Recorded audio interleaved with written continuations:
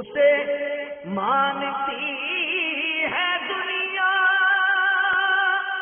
اسے ڈھونڈتی ہے منزل، رہے عشق مصطفیٰ پہ جو غلام چل رہا ہے۔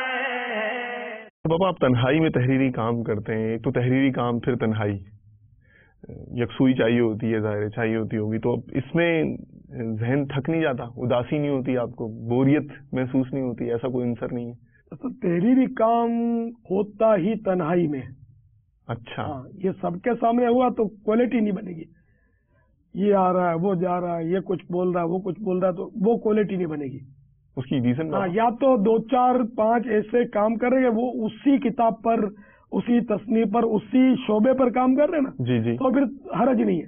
پھر دوسروں کی موجودگی میں، جیسے المدینہ العلمیہ مجلس، ان کا کام یہی ہے کتابوں پر، تو اس میں حرج نہیں ہوتی، تو یوں ان کو یکسوئی مل جاتی ہے۔ ورنہ یہ کہ اب گھر میں بیٹھ کر سب کے سامنے کام کریں تو بچے آ کر لپٹ جائیں گے، تو امی بلا لے گی، تو ابو آ جائیں گے کہ تم یہ کر رہے ہو، تو تم سو کیوں نہیں رہے بھائی، تو تم جاگ کیوں نہیں رہے ہو، تو اس طرح کے مسائل ہوتے رہے گھر میں، تو کام نہیں کر سکتے۔ پاپا وہ اداسی اور اس کے حساب سے پوچھے تو بوریت ہوتی ہے، ٹھیک ٹھاک ہوتی ہے، تو پھر اس کو دور کرنے کے لیے کیا کرتے ہیں؟ صبر۔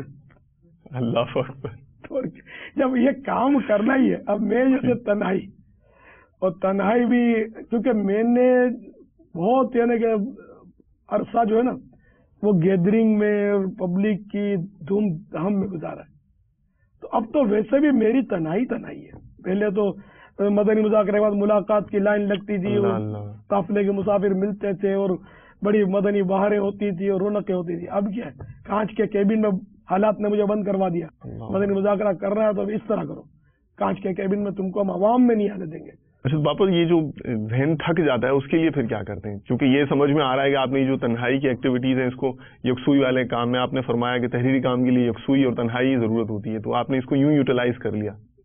تو اگر تحریری کام کرتے ہوئے تھک جائے ذہن ایک بالکل تنہائی میں، اس کے لیے پھر اس کو دوبارہ بحال کرنے کے لیے تھکن کم ہی محسوس ہوتی ہے، نیند چڑھتی ہے۔ اچھا، ہاں، بسا اوقات نیند چڑھتی ہے، اس لیے مجھے نیند پوری لینی پڑتی ہے، اور پھر بھی بعض اوقات نیند چڑھتی ہے، خصوصاً شام کے وقت، اور وہ بھی گرمیوں میں تو بالکل میرا بلڈ پریشر کئی بار لو ہو جاتا ہے۔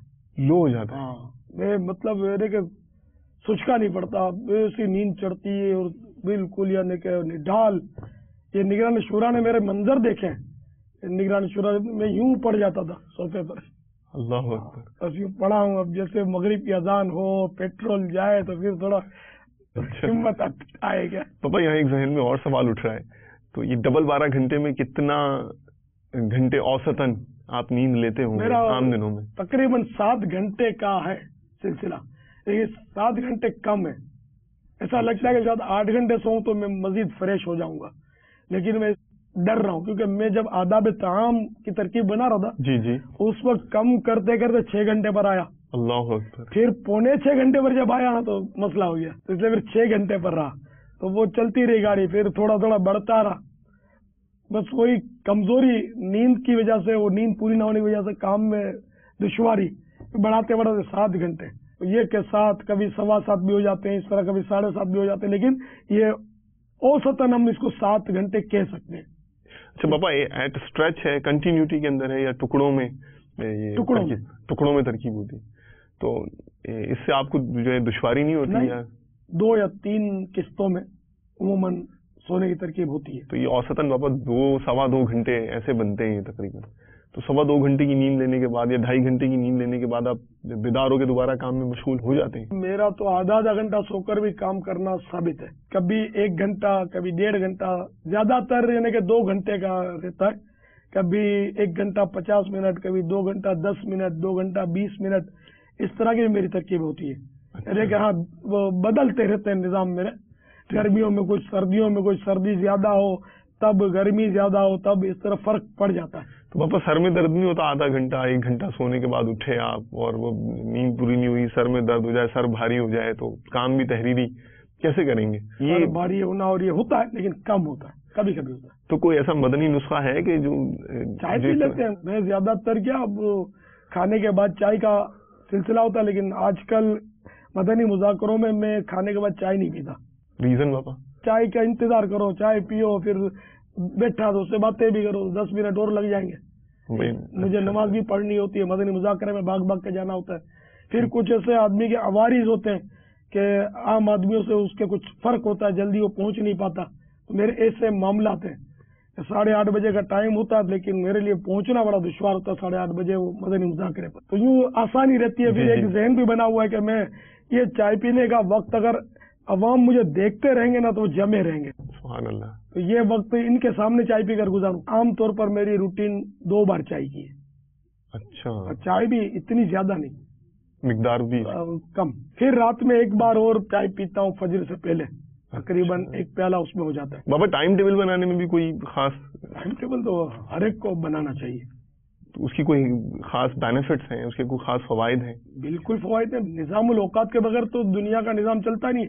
مدنی چینل کے بھی آپ کے نظام الاوقات ہوں گے ہی ظاہر. بابا آرگنائزیشن میں تو ہوتے ہیں نا، لیکن ایک انسان اپنی ذات کے لیے ٹائم ٹیبل ہونے چاہیے.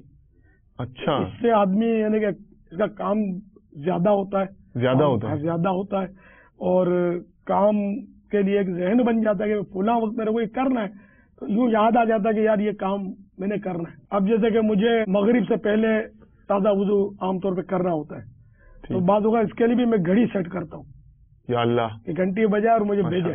چائے پینے کے لیے ٹائم چائے کا وہ میں الارم رکھتا ہوں 12 کہ گھنٹی بجے گی تو میرے کو یاد آ جائے گا کہ ابھی پانی پینا ہے اور پھر اس کے بعد چائے پینا ہے. ماشاء اللہ. اچھا، ایک اور خیال ذہن میں آتا ہے کہ اتنی جو آپ نے یہ ٹائم ٹیبل کی ترکیب بتائی ہے اور جو سیٹنگ ارینجمنٹ کا بتایا ہے، تو یہاں تو بڑی سہولیات ہوں گی آپ کے مکتب میں، اور جو ظاہر ہے کہ اتنی ساری چیزیں ہوں گی جو آپ کو ان سارے کاموں میں مدد دینے. آپ نے جیسے نیند کا بھی کہا ہے، تو خوب اے سی وغیرہ لگے ہوں گے، سردیوں میں ہیٹر ہوں گے، ایسا ہے؟ نہ اے سی ہے نہ ہیٹر ہے. بچھونا جو ہوگا اس کی بھی کیفیت بتا دیں. چلیں. میری آج سے نہیں، داؤد اسلامی کے پہلے سے عادت ہے چٹائی پر سونے کی الحمدللہ. اس قسم کی چٹائی پر؟ جی.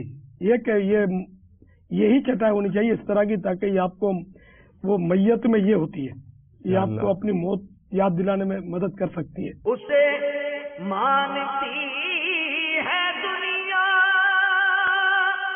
اسے ڈھونڈتی ہے منزل، رہے عشق مصطفیٰ پہ